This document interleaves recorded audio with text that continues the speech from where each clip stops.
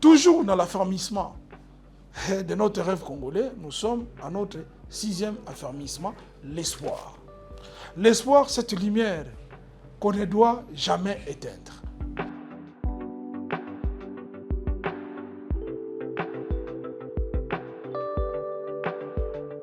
Bonjour à toutes et à tous, chers compatriotes. Dans un monde où tout va vite, où les mauvaises nouvelles font plus de bruit que les bonnes, il y a une chose que nous devons garder vivante coûte que coûte, l'espoir. L'espoir, ce n'est pas un luxe, ce n'est pas une option, c'est un fondement. C'est une lumière intérieure, un fil d'or qui traverse nos blessures, nos échecs, nos silences, et qui nous pousse à continuer.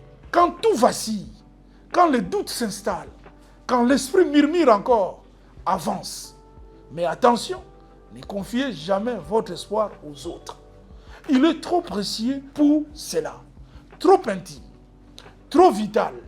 Éloignez-vous de ceux qui vous vendent des rêves creux, des illusions toutes faites ou des discours séduisants mais sans engagement. Évitez les démagogues, le marchand des promesses et les spécialistes du demain facile.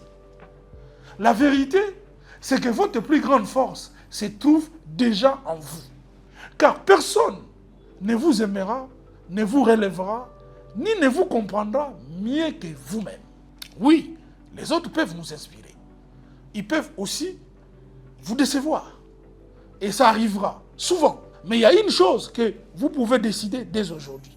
Ne plus jamais vous trahir vous-même. Soyez les gardiens fidèles de vos espoirs, les protecteurs acharnés de vos ambitions. Et surtout, regardez la vie avec les yeux de la maturité. Voyez les choses telles qu'elles sont et bâtissez pas sur des illusions, mais sur la vérité, sur ce que vous avez ici et maintenant. Car tant que vous êtes en vie, tout est encore possible.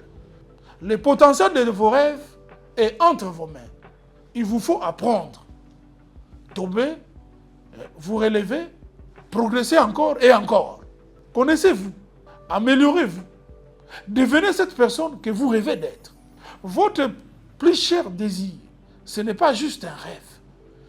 C'est la première pierre d'un futur à construire. Mais une pierre, ça se travaille, ça se taille, ça se pose. Elle ne se matérialise pas par magie.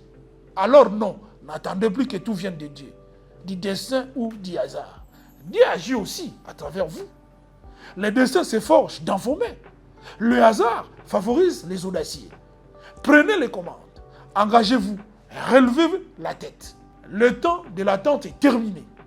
Faites de chaque instant une occasion de progresser.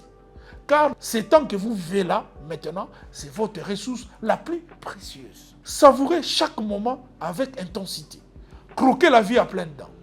Soyez exigeant avec vous-même, même dans le petit détail. Car c'est dans ces détails que se cache la grandeur. Et rappelez-vous ceci, en étant exigeant, engagé et rempli d'espoir, vous devenez une source de lumière pour vous, mais aussi pour tous ceux qui vous entourent.